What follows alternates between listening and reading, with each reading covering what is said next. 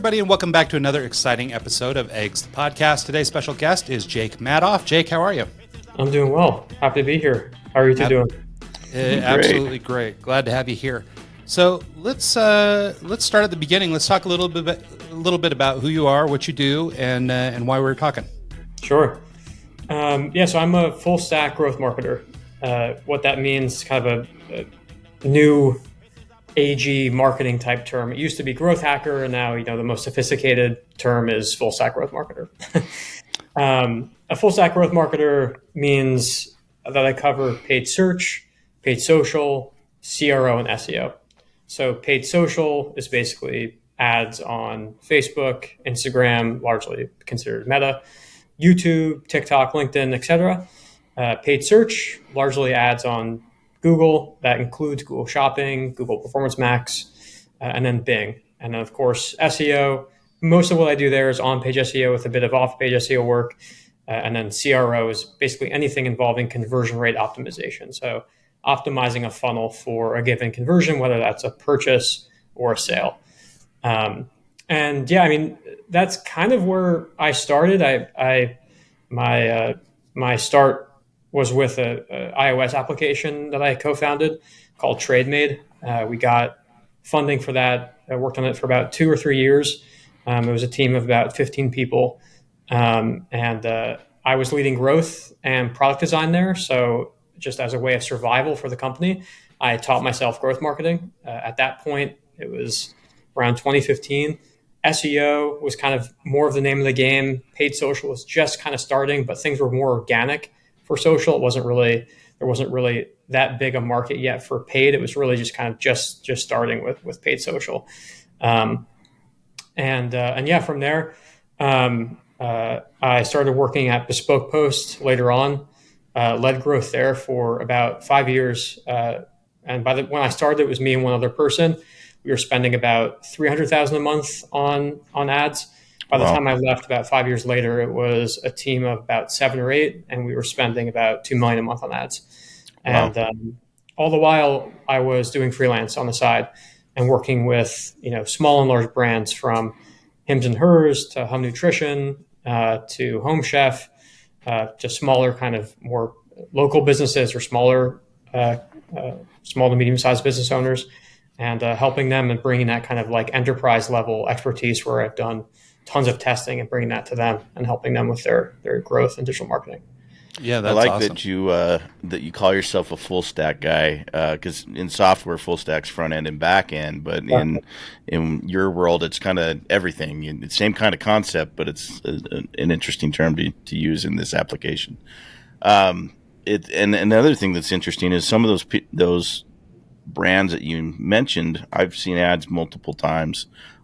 Just going through my own social media or whatever, I've seen ads for all that stuff, and so it's cool to be talking with the guy that's kind of responsible for that. So I was going to say it's even worse on our end because I was a subscriber to Bespoke Post and to Threadbeast and to Home Chef. So there's a number of brands that you've worked on that you got me. No kidding. You're Threadbeast too? We did Threadbeast for a little bit. My son was using it as a way to augment his fashion catalog. And then we're actually currently Home Chef customers, so we still use Home Chef. That's wild. But yeah, so kind of fun that you've actually touched several of these brands we've worked on. So actually we'll probably have some insights into the kind of marketing they're doing. Sure. Of course, I don't know if you're still involved with those guys, but we definitely blame you for the past. Yeah. So cool. Go ahead, Mike. I was going to ask, I haven't worked on a campaign where I had a budget, that was even significant enough to make a dent into any kind of, $300,000 budget's one thing, but a $2 or $3 million budget's another. Can you maybe talk about how having the dollars to spend on a campaign makes a difference in the results versus, throwing $500 here, $1,000 there? Great question. Yeah. I mean, it's a core difference. And oftentimes when I'm asked questions around strategy or testing, it always is dependent upon your budget. So the biggest difference when you have a big budget is, you start to hit a plateau. So the evolution kind of looks like, if you imagine it in brackets, where in my freelance role, majority of the time the budgets are between 5 and 50,000 a month in paid media. With that kind of spend, you're typically running on maybe 2 channels, primarily Meta and Google, and you can do some testing at the creative and audience level. Maybe testing 4 to 5 concepts a month and 2 or 3 audiences per month. At that second level, which is more of the part-time freelance work I do, more of the contract work I do, maybe that's between, let's say, 50 and 200,000 a month in ad spend. There you can start to pull in additional channels. You can really start to test on YouTube. You can start to pull in maybe TikTok or Snapchat. You can really start to scale your budget even further, and you're allowed multivariate testing, where you can do significant concept testing, more than 3 or 4 concepts. You can test like 8 or 10 concepts in a given month. So you have that kind of evolution and growth from a testing and channel scalability standpoint. When you head into like the enterprise level, where it's like 1 million a month plus in ad spend, there you can start to get really fun with adding in channels like podcasts, influencer marketing, local television, programmatic. There you're not really testing anymore. You're still kind of doing that. You're testing, still a similar amount, but you're just refreshing your creative a lot more often, because typically bigger budgets mean a bigger team. You can just run a ton of creative. So we were launching, probably 20 ads a week with Bespoke Post. I mean, at peak, it was a lot of volume that we were running across the different channels. Yeah. Okay. So then with that in mind, I mean, for your smaller guys, your, sub $5,000 price point, I mean, is social and that kind of stuff even worth it today? So, in the past, there used to be a lot of, organic things you could do and hashtags and things like that. But I mean, is there a clear path, or is that, is money maybe better spent elsewhere, until you sort of achieve a certain level? Yeah. Under the 5K, which happens, that's definitely not a rarity. Usually I'll start with one channel. I'll either pick Meta or Google based on what the business is. So like for e-commerce, let's say a lower ticket e-commerce product, like maybe more of a conspicuous purchase, imagine an accessory, or like one of those one use kitchen gadgets, those types of products like apparel and accessory. You'll probably get more success with Meta at like that 3K a month in budget. And then you can start to scale. Hopefully by month 2 or 3, our ROAS is profitable. It's above a 3 ROAS. You can start to scale that up to maybe now we can spend 5K a month and add in an additional channel and start testing. So I'd say just with a smaller, maybe a couple thousand a month, it's just better to run on one channel and then maybe introduce another one when you start to get a bit more data and become profitable. But that's typically what that evolution looks like. Well, I think that's good advice, because I think for a lot of people, especially small business owners, they have this pressure that is just, we should be on social media and it's free. So let's use every platform and let's publish the same content everywhere. And let's find some tool that'll allow us to do all that. And then what ends up happening is they're so distributed across all these different platforms that basically there's no time to do anything. And so they end up just publishing nonsense, or it's, it's not really doing anything for them. If anything, it might be bad for them. And so even the concept of narrowing to one, I think, is actually, even though it sounds very simple, I think it's actually kind of a foreign idea, to I guess what we would call sort of an unsophisticated marketer, right? Maybe a small business owner trying to do it on their own. And so I wonder if you could just talk briefly. I mean, I think we all have some generalization in our mind of what the different networks might be for. You sort of pointed out a use case where you might use Google over Meta, for example. But like, where's the most bang for our buck today? You always hear questions about, algorithm and, how you can sort of take advantage of different, whatever's new or new features or whatever that are rolling out. Today we've got to use Instagram stories. Tomorrow we got to use whatever. Is there a path for the do-it-yourselfer who just wants to try and do it cheap? Like, can you still be found if you're not, I don't know, supporting your OnlyFans or something? Like, is there a way to get popular on social media without paying for it? Yeah. If you're taking, with respect to the paid approach where you're running ads on Google or Meta, generally speaking, if you're an e-commerce company, you're probably going to have better success on Meta. If you're a service company, you're probably going to have better success on Google. Reason being is it's just easier to target someone who's in market for your service, whether you're a web development agency, you're a financial service provider, whatever it is. It's going to be a bit better performance on Google for service-based businesses and a little bit better on Meta for e-commerce based. That's also because with Meta, you have more of a canvas for ad creative.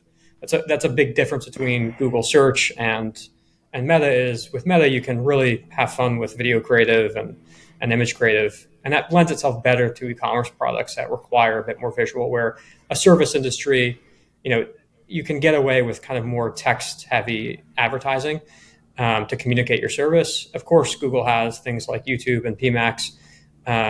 Performance Max is one that runs across several networks like Gmail, Discovery, Display, etc. But organically, I'd say it's always tough to grow organically on social media. Your best options to grow organically are Instagram and TikTok, and now YouTube Shorts. I'd say it was much harder to grow on YouTube before YouTube Shorts. That has become a lot easier. Where I'm seeing brands scale from let's say they were getting around 5 to 7K subscribers. They were getting to now 50K in a few months because they're just cutting up a video into shorts and then running that. And then it's such an easy click now to subscribe to a YouTube channel, whereas before it was a bit more of a lift for a user to do that. But now with shorts, it's basically TikTokified the YouTube. Right. So do you think, in your opinion, and I don't know that there is a straight answer to this. I know Mike had an experience with it that was kind of funny, which is people using TikTok for TikTok's sake and stuff like that. So as you're advertising or, I guess helping companies strategize on how to move forward in growth, do you give them recommendations like, hey, keep up on the TikTok dances and make sure you're doing that retarded thing, even if you're the credit union down the block or something? And, even if it's not relevant, does it make sense just to engage in those different platforms? Or is it better, use at your own risk, or you need to be more strategic about the way we're thinking? Is it okay to just have fun? I'm more the latter approach, where I'm going to be more tailored in my approach, where if I'm working with an asset manager or financial services company, TikTok probably isn't going to be the right place. You're not going to need to go hard on doing native TikTok content to launching dances or lip syncs. That's not really going to work. Even from paid, I wouldn't do it. If you have, the kind of prototypical example, if you have an intern, a Gen Z intern that can, produce some content, it couldn't hurt your brand if they're a good content creator, but it's not going to be something that it's going to be kind of a lower priority item that I launch with, for sure.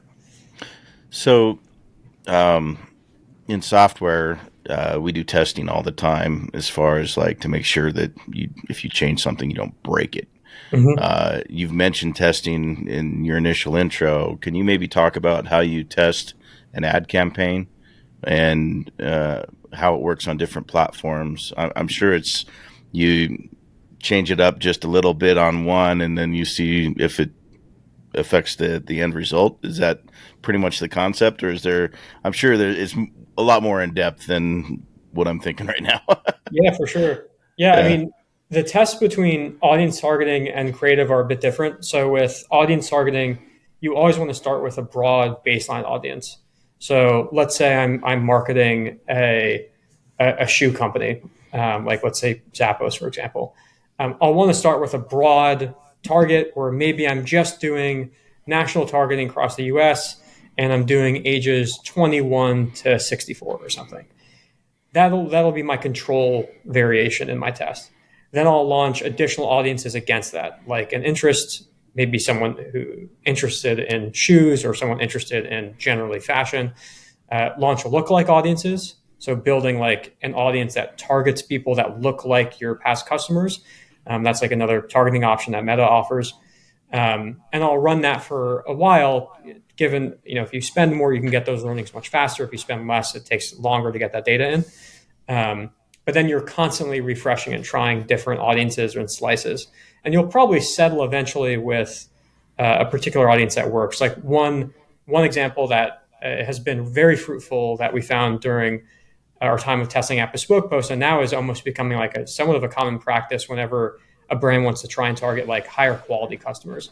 oftentimes when I come in and I work with an e-commerce company or even a service-based company, they'll say, we're getting leads, but they're just not high enough quality. Or we're getting purchases, but we need the AOV to be higher. Something you can do there is actually build a lookalike audience on your Amex users. So what we often find is customers that own an American Express card typically have a higher LTV and AOV. So actually just slicing your customer list and just taking your American Express users and then building a lookalike on those users will help increase your AOV and LTV. Can you break down those acronyms? Yes, for sure. AOV, average order value. So basically the average value of a purchase, and then LTV is lifetime value. So what is like over time? If you're a subscription box company like Bespoke Post or Home Chef, for example, if Ryan cancels 2 months in, that's going to be a lower LTV than someone that cancels after 8 months. And then we're going to want to target more people like, the one that stays for 8 months or something. Creative testing is very different. There, you can really experiment with concepts. I always like to do kind of more of a 70-30 approach where 70% of my creatives are iterations on my top performers. So let's say with shoes, let's say I know that there's this particular brand of, when I put this in, like if there's a particular brand of Nike or a particular model of Nike, I put in this ad with a purple color, it's going to perform well. And I iterate on that concept. I usually like doing if we have 10 new ads, I'll do 7 that are iterations and then 3 that are totally new concepts we've never tried before. And what that allows for is sometimes I'll come in to a brand and they're launching totally new concepts every month. And what that does is adds a lot of volatility because you're not really learning from any of the past history that you're doing and iterating on a top performer. Yeah, I think that's a really good point there, actually, because I think for a lot of people that get tired of their social media, at least this is something that we've seen in our clients, is they get tired of what they're doing because they of course are bombarded with it. Meanwhile, the greater world has not seen their creative or has not seen their ads or whatever, and we've got a lot of testing and waiting and stuff to do. But it is really hard sometimes to talk clients back and say, no, you've got to let this ride for a little bit, especially if they're dumping a lot of money into it and they're uncertain about how it's performing. Absolutely. Yeah. Setting expectations primarily that the first 30 days, if you're a brand new account, is going to look rough and volatile, and that you shouldn't make any conclusions on the first 30 days of data with a standard kind of small to medium budget. It's going to be very hard to make conclusions that you can replicate in those first 30 days. So I always set that expectation because if a client's looking to come in and reach profitability in week 2 with a small budget, it's just not going to happen. Yeah. What kind of metrics and data are you paying attention to? Do you have is there an application that you use that kind of consolidates all of it into one, or do you just go off of the dashboards that are provided to you by each, if it's Meta or if it's YouTube or whatever? Do you have any tools that you use particularly to track things? Sure. Yeah, I'd say for small business owners, with that, couple thousand budget, under 5K or between 2 and 10K, you're probably just better off using the native reporting in the app platform. But I do prefer when you start to really scale, like a tool like Northbeam. I've been really liking that tool for attribution. They have different attribution models that are very easy to toggle between, and they import your data very seamlessly between the different channels. So I've been really liking that tool. So as an extension of that question, then maybe you can help me with this. I think we're starting to evolve past this, generally speaking. But there was a period of time where we were on social for social's sake. We all hired a 17-year-old and that person put us on Twitter and we were stoked. Right. And but one of the big things that started to come is the business people who were paying attention to business started to look at their ROI, right? And like you mentioned, there's some expectation setting here that we need to talk about, which is, how much time you should really be putting into this. And I've had a number of clients, I'm sure you've seen them too, that come to you. They don't really have a long-term budget, but they're like, I want to throw $5,000 at this. Can I do it, this month or whatever? I have, that's it, $5,000. And it's and so they have this skewed expectation that just by virtue of being on the internet that they are going to be seen or something like that. So I wonder if you could talk about, either specific KPIs that you can tell people about or show people to sort of illustrate a return on investment, even if you can't necessarily tie dollar for dollar, or if there's a way that you're able to show an ROI or basically show effectiveness without, really having the goods to show it just yet. Yeah, great question. So a few things on this. For click-based tracking, that's obviously easier to track. A user clicks on an ad, they come to your site. When they come to your site, they're cookied, and you can use even UTM tracking for that. You have it because they landed on your page, your link that they click through had a UTM, you can track that user more easily. For anything other than more click-based attribution, what's generally called like view attribution or view through attribution. Someone sees your ad on Meta, they don't click your ad, but they're like, "Oh, cool, that was a cool pair of shoes," or that was a really interesting ad about this financial service, whatever it was. And then they go to your site and Google you directly, and then they convert through a Google search. Meta may not take credit for that, but Google will, and the client may say, "Hey, we're spending on Meta, but Meta isn't showing any conversions. What's going on here?" The recourse to that is you could look at things like branded search. Ostensibly, if you weren't running ads before and then you just started running ads at 5K a month in spend, you should start to see branded search increase. And you can measure your branded search in Google Search Console. You can see, okay, are more people searching for Zappos? And if that's so versus the previous 3 months, that's clearly ads helping with that.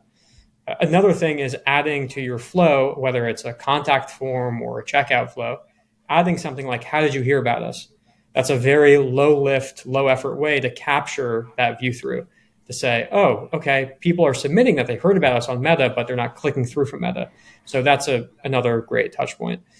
And then lastly, for larger campaigns, I did one campaign for A24. It was that movie studio. I was subcontracted through an agency.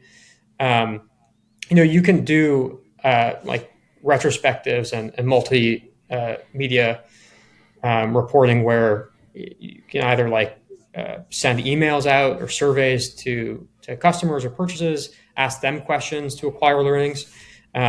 So there are a few more of those qualitative ways to capture. If you have a software attribution tool, that of course helps and solves a lot of this. But for those smaller businesses, like in that example you gave, the adding in that question in the form or just measuring branded search is kind of a nice low lift option. I can't tell you how many times I've gone to Google and didn't know if it was a .com or a .io or .info Right. or whatever the actual, and I just type it in, their name, and then go to the first sponsored search and it comes up. And I wonder how many times that happens and it just eats through their ad budget of people just, I don't know what the actual .com is, but I'm just going to Google it and then Google's going to take the credit for it.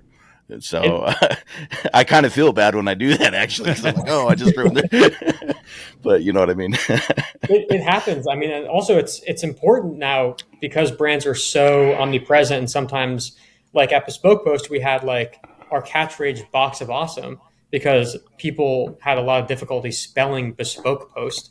So Sure. we have Box of Awesome. So like a lot of brands have like taglines or their brand name is different from their URL. So whenever you're running Google Ads, it's important to bid on all those variations, like bid on your tagline, bid on your domain name, bid on your company name, even bid on your team member's name.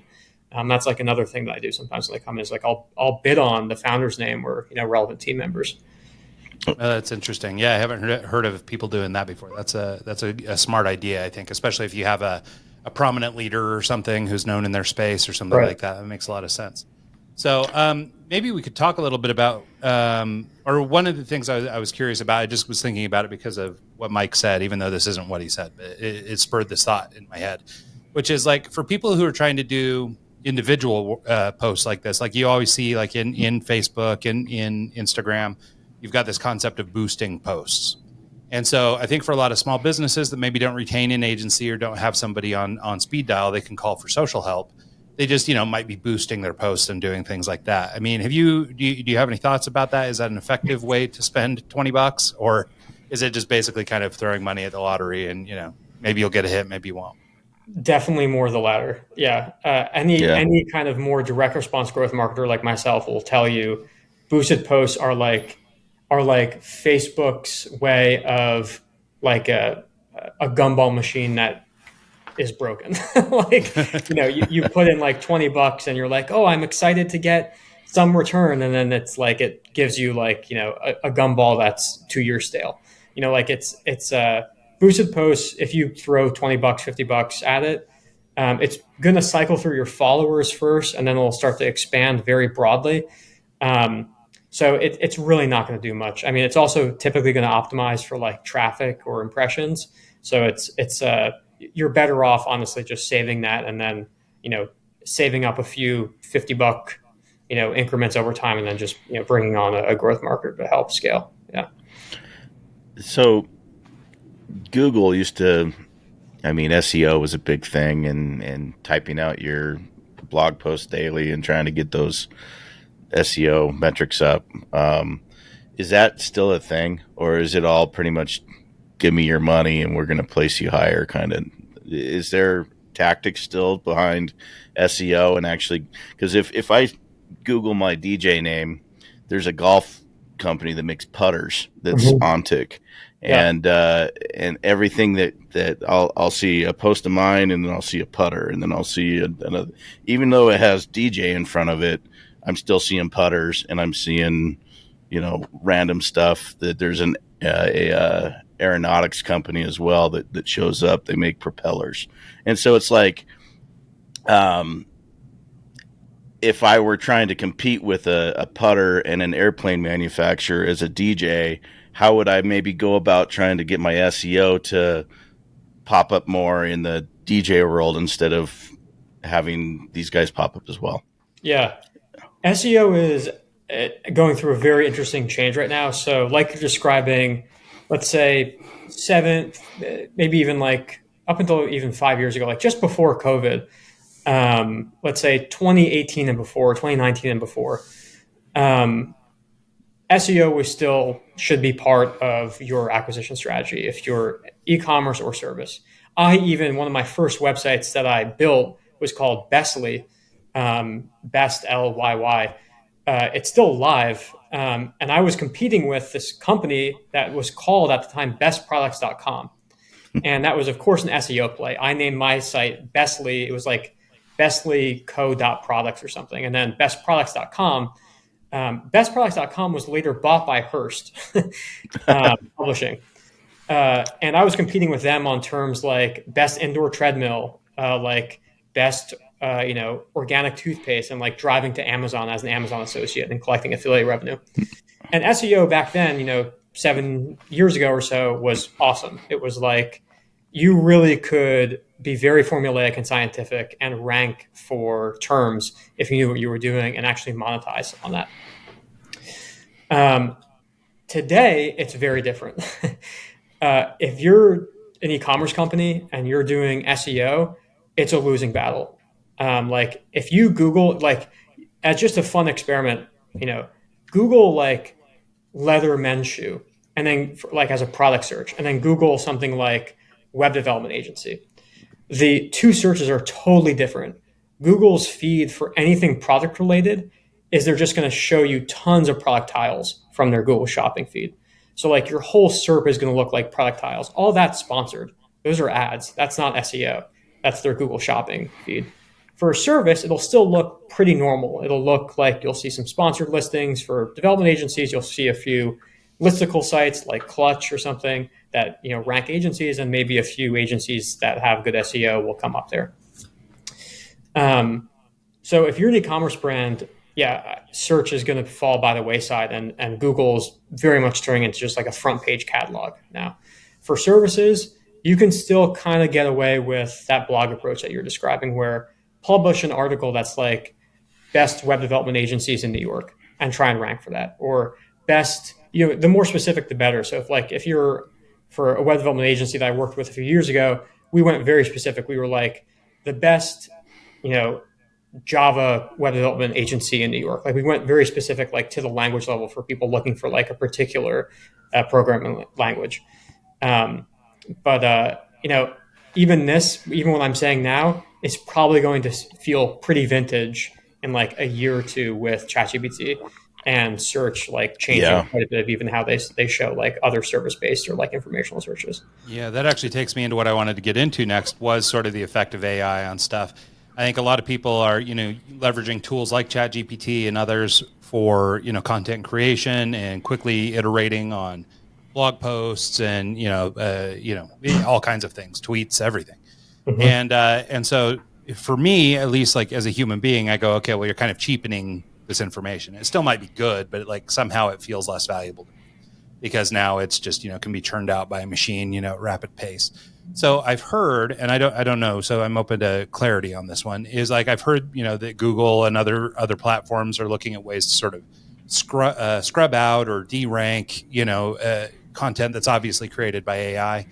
I don't know if that's the case. And then I also don't know, how they would even know in some cases. And so I wonder if you had any insights on just sort of, maybe it's more of a global landscape of what, marketing might look like in the future, given, the influx of AI-based content that's coming in. Well, and a good example of that is actually our podcast. Ryan used to type out a long form intro and have everything kind of dialed in for each guest. And he's a little too busy to do that now. And so we're actually using AI to do that for us. And it would be interesting to see if it actually affects our numbers. Yeah, I was scared when you said you're using it. I thought you were going to tell me you two are both AI renderings right now that I was speaking. Yeah, we actually are both bots. Yeah, don't worry about that. We're good. Yeah, we're in the Caribbean right now. I don't know where you are. We're just brains existing in the ether talking to each other. It's I do think digital marketing is going to change pretty significantly over like the next 5 years. Like within the actual ad platforms, you're seeing now more like tool tips that come up where, Google's like, hey, try our AI beta to write your ad copy, or Meta's like, try our AI beta to iterate on some of your ads. Google actually now, when you build a display campaigns are like all those side widgets that you see next to like a CNN article or New York Times. It's like all those little widgets. They actually have now in their library, when you're going to select your media, they say AI generated media that's similar to that on your website. So like they when you put in your URL, they crawl your URL and then they start generating AI content that you can easily select from. So that is pretty wild. That's less than 2 months old. Like that's a very new feature. Have you tried it? I have not. No. It'd be interesting to see if there's a way for them to tell, like, oh, we generated this, so we're going to push it a little bit. Because, a lot of the new, like the YouTube Shorts, for example, like they were pushed a lot heavier when it was brand new because it's new tech. And I've heard that if you always go with the new and latest, greatest, your numbers are going to do better. It'd be interesting to see if their AI generated content would be preferred. Yeah. I don't know, Yeah. From a search standpoint, it does see. I haven't actually seen a report on this yet, maybe because it's just too early. But I am finding it is harder to rank for blog posts that are like 90% plus generated by ChatGPT. Like at this point, I've worked with a few companies where usually they're outsourcing their content, and then I can tell who they're outsourcing it to is using ChatGPT. Sure. So, Google can probably detect some of that now as AI gets more sophisticated into more like AGI, more artificial general intelligence, where it's indistinguishable. That will probably be very difficult, and everything will just become blurred. And I don't think search engine will be able to do that. But as of right now, I wouldn't be surprised if there is something that is at least deprioritizing what is registered as AI content in the search. Well, and it's funny that you mentioned that like Meta and Google are actually, inviting people or encouraging people even to use these AI tools. I mean, it seems to me that the long run on AI stuff like that, AI marketing, AI advertising is basically a general cheapening of everything. Like all of a sudden ads aren't worth anything because they're just garbage spewed by the internet. And so in terms of, at least now, to some degree, maybe less now than 5 years ago, but, you still have to be clever. You have to come up with something interesting. You have to be compelling. There's like all these things. But when everything is so hyper optimized all the time at such an automatic level, it'll be so easy to churn out stuff that the volume of things that are going to be available to you is going to be so huge that it seems to me that you're just going to get to a place where there's just nothing but noise left. And then when advertisers have to compete basically on the dollars, which is, hey, I can pay more than you. I mean, there's going to be a diminishing return there too, where I'm not actually getting enough more sales to justify this giant budget. And, like it just seems to me that they might end up kind of killing their own industry unbeknownst to them. By just creating a wasteland of just whatever AI generated content. I think that is a total possibility. And put differently, I think we're going to get to a point where your devices are so saturated with content where brands are going to need to spend so much to be omnipresent. Because if you're just running on one thing or doing on one channel, like you're going to fall away very quickly because everyone else is just producing AI content across like every channel. So it's going to put a premium on spending even more, which is going to make it even harder for brands to be profitable, and therefore they'll turn to another option. Yeah, I think that's right. Well, and I heard somebody talking the other day, or they posited this idea about a future Netflix, where eventually your system knows so much about you that it starts to just generate content for you. So instead of tuning into, I don't know, Blue Bloods or whatever you like to watch, it's generating The Ryan Show. And every day I have a new episode of The Ryan Show I can sit down and watch, and my favorite actors are doing these things. But it's like so much of life, or what makes life interesting, is novelty. And I think if we get to a point where our AI overlords are just feeding us something that they believe is what we need indefinitely, I think we'll actually lose value in those things too. Like we're just going to care less because, I can just have the Ryan Show anytime. So like, who cares? It's not like, I have to wait 2 weeks for the next Game of Thrones, or I have to wait, it's like all of a sudden it's going to be, I can get this big epic, high budget TV show delivered to my house every week or every day. And, I don't know, it's like kind of like everything, right? I mean, the car your parents give you, you don't take as good a care of as the car you bought yourself. So it's like when everything is kind of cheap and free, kind of feels like nothing will be valuable anymore. Yeah. I really used to enjoy when everybody experienced, the cultural zeitgeist at the same time. Like when Game of Thrones was on, it was great that we were all talking about Game of Thrones every Monday. Yeah. In the office. We used to Lost. I don't know if you remember Lost back in the day when that was out. We used to have viewing parties and people come over and watch it together. And now it's like you avoid that's people the thing. in general.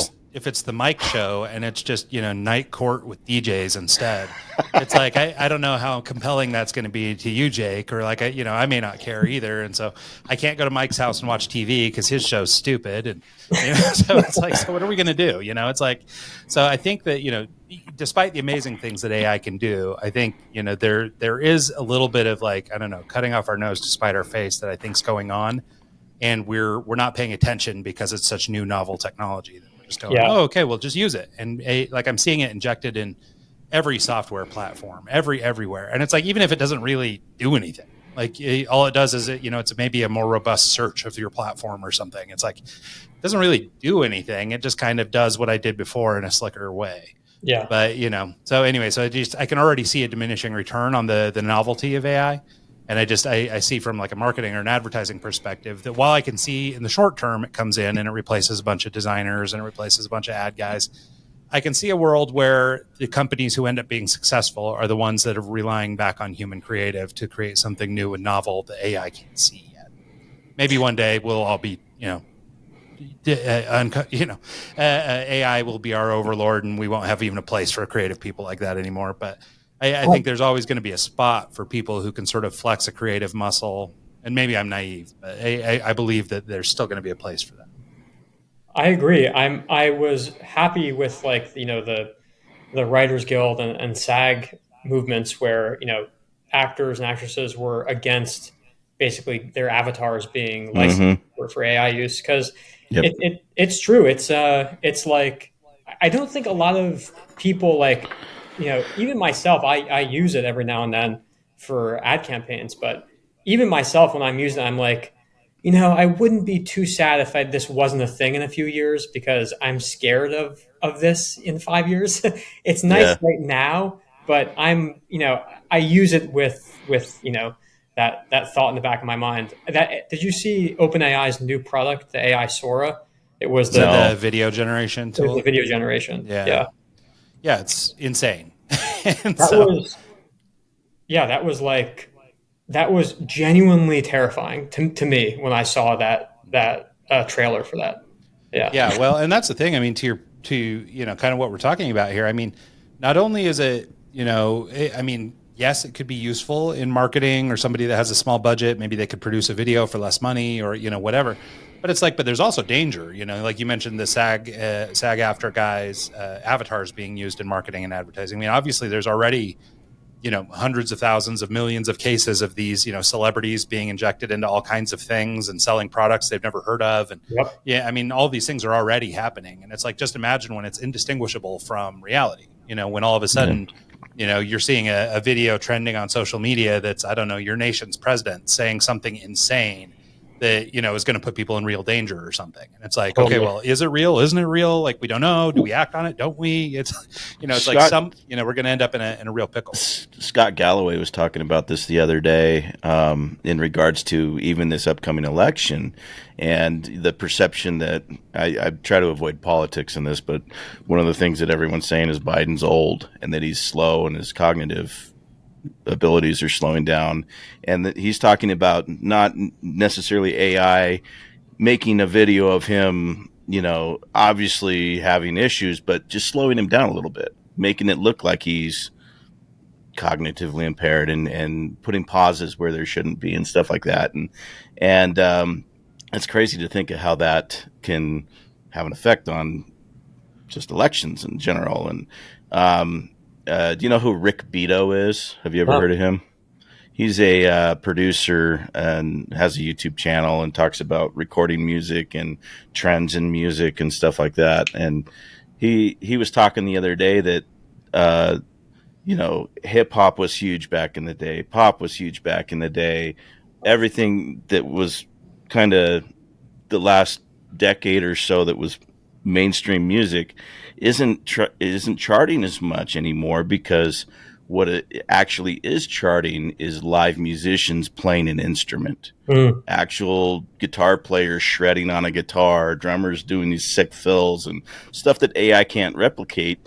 It's kind of coming back in the mainstream because it's so rare to see a band that actually has talent these days that isn't produced in a studio, and to actually be able to go to a live show and see them just kill it is I mean, like I went to a show the other day that, they're playing like Hendrix and stuff like that and actually sounding like Hendrix. And it's so refreshing to get that kind of music back in the mainstream, to where it was kind of lost for a second. And I think it has a direct correlation to this AI generating everything, and it's all the same 4 chords and the same stuff that's been trending for the last 20 years, because it was put in there by the same producers of the same Nickelbacks and that genre of music, trying to sound like the same trending person. And so I think that the creative element, the live DJ versus the hit the sync button and let it do it for you DJ is kind of there's a longing for it. And I think creatives, whether it's graphic designers or YouTube's, whatever it is, I think the human element is key. And even though the AI is there, I don't think it's ever going to go away, where the human presence, the person playing guitar in front of you, is important. Yeah. And I think it's coming back, which is very refreshing. It's funny, or what's interesting about what you're saying, and there's a couple things. First of all, I agree with what you're saying about Nickelback, but I did see them live once, and they're tremendous live. So, but I will also say this, that I spent a lot of time talking about that. I had a request for Creed the other day, and I just couldn't do it. But I will say, so the thing with Nickelback is I'm that guy. I'd be like, this is just radio garbage. This is, it's stupid pop rock, whatever. But then seeing them perform it was, lights out. They played amazing. They sound awesome. Everything was really good.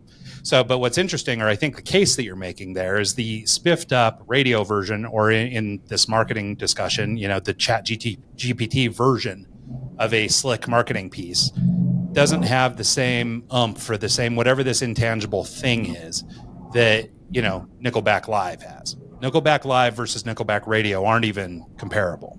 You know what I mean? And so it's the same song, but you can actually start to feel soul and feel things that get communicated just by way of sound waves and stuff like that you don't get in a slick radio piece. And so I think your point about there being some longing for reality is gonna always be there. And I wrote about this years ago, and I talked about technological saturation, which is basically you were seeing an increase in beard oils and craft beers and things like that. And it was all around this movement of people who were looking for real life things to touch and feel. Because for us in our generation, things got real techie, real fast, and everything was being done on our phone. And you don't even touch a real button, you touch pictures of buttons and that kind of thing, So we started to replace reality with this, virtual reality, so to speak. And then, we start looking for real things. Look, record players are selling like crazy nowadays, and everybody's putting out all their new albums. I just bought the new Kanye album on vinyl. It's like, but this is what people are doing. The funny part about that, Ryan, is that there's actually been studies on the vinyl that people that have large record collections, 70 to 80% of them don't even have a record player. Oh, how funny. I was going to say, you're just going to say something nice about people with records because you have 10,000 of them on the wall. But I thought you were setting up a joke there. Yeah, I thought a joke was coming. I figured he was going to put himself over somehow. But the point is, and I think it's the point you were making, Mike, is that, there is a sort of analog connection to life that I think is really important. And so as you're seeing, the novelty of ChatGPT and these things, it is going to burn hot and fast for a little while. Like, I think it is going to be that. But I think eventually there's going to be a thing where you're going to want human touch again, where, right now we'll play with these new things and, hey, yeah, it's passable copy and all that stuff. But we'll start to see, I think, as we get trained more and more on AI, we'll start to see a real delineation between AI Picasso and real Picasso, right? Yes, I can make a thing in DALL-E that looks like, a Picasso piece. But what I really needed was a dark maniac with mental issues and all this stuff. Like, that's how you get a real Picasso, right? And so, and I think that there's just going to always be a difference like that. So whether it comes down to, advertising and marketing and hiring a designer to do your piece, or letting, AI generate something for you that's passable, I think the people who care the most about their marketing budget and care the most about their product and care the most about their people will always have sort of a need for human touch, whatever that means. I agree. I think there will be a premium on the physical, like 10 years from now, let's say 5 or 10 years. And what's really fascinating too, where, some of the motifs we're talking about are a swing back to what was analog, or a swing back to what was, more real in a way. A version of that in marketing could be, things like out of home marketing or physical marketing could now come back into vogue, like more things that are, physical installations or events, or like things that now are seen as potentially like not as high returning, but there could be a return to more kind of physical experiences that are used for marketing versus digital, because that's the only way, or the best way 5 years from now, to make an impression is to do something. And I think what they'll find is, I can't remember, is it Steven Pinker that has the idea of the 1,000 true fans? And so, and the concept being that you really only need 1,000 people who will buy every living thing you put out, that, to make all the money you ever need to make. If you want to start a business, you want to start a band, whatever, you just really need that 1,000 true fans. And I think that concept is right. And maybe kind of what you're talking about here is that, when you live in a world where every billboard is digital and there's 75 ads being run every hour, and you're only going to get so much affinity for brands on those kinds of boards, the company that decides to put together the cool party in the Hollywood Hills, or the cool party in New York City that only 500 people get to go to, and, there's some exclusivity around things. And the amount of affinity you would build hosting an event like that, even if it was just for that 1,000 true people who show up to your thing in New York City, like that $1,000 probably goes further than hitting 100,000 people with your billboard twice a day, or with your social media post or whatever, So, it's like, I think people will start to find, and this is probably true today too, is that you could probably do a lot more. I think people feel like they're doing more if they're reaching more eyeballs, but I think the reality is you could be more effective with fewer eyeballs and actually get further. Yeah. Who's the guy? Oh, go ahead. Sorry. Just a quick note on that. I have a pretty crazy projection, or, speculation. of where advertising could go that's almost Black Mirror-ish, where I think like the next potential canvas that's not digital that advertisers could try and take over is the sky in a more meaningful way. Like imagine like projections or more intricate ways to like form clouds that make a brand name, or Yeah, people have been trying to put lasers on the moon for years. right. Like imagine like just looking up and seeing like in the same way where you have light pollution from like, billboards in Times Square, like imagine that is more resonant and a bit more, clear, where you're literally looking up at a given area and you see like a drone configuration of a brand name that just they bought that ad space for a month to leave their drones configured in that way, And then that's so crazy. this is, I was having this conversation with a friend, which is pretty wild, but like imagine rent is becoming very expensive. The cost of living is becoming very high, the price of houses, rent, et cetera. Imagine this is definitely, the end times here, but imagine as a way to subsidize your rent, you could opt into living in an apartment complex where a portion of your walls have ongoing ads that are just displayed all the time.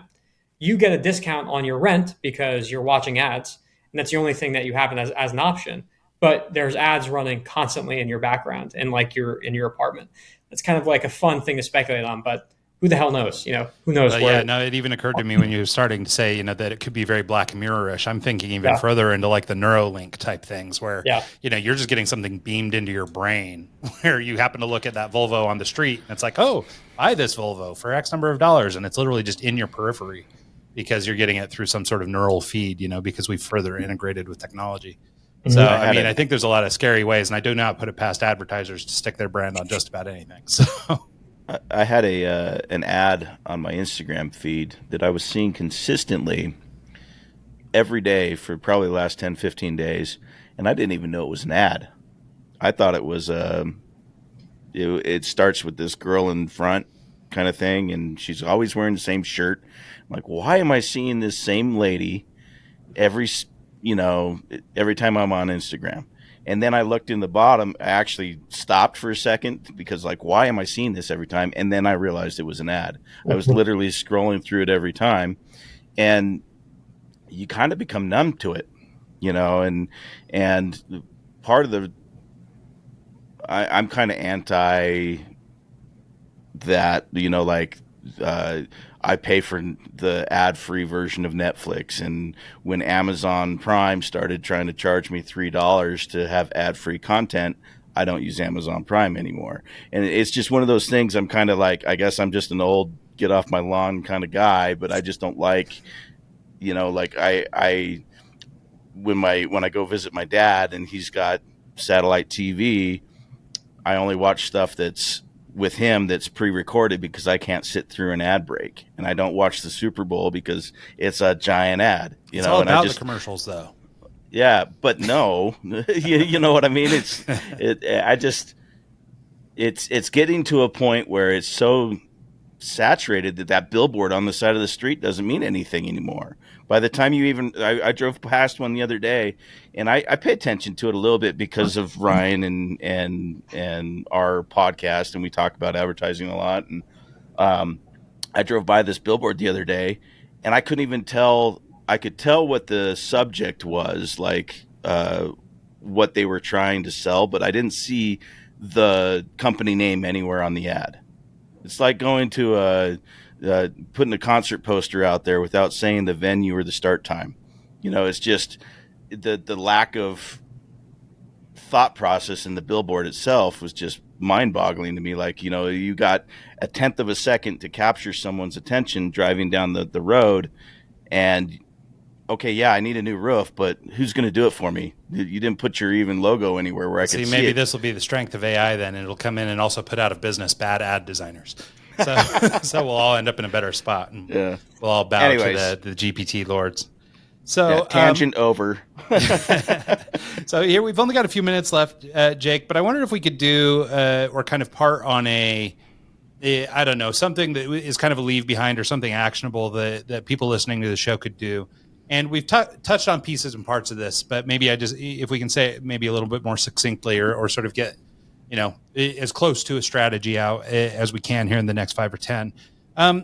how would you, like, if you were being asked to advise, somebody is small to mid-sized business, maybe maybe we're talking, just for simplicity's sake, it's that $5,000 a month customer.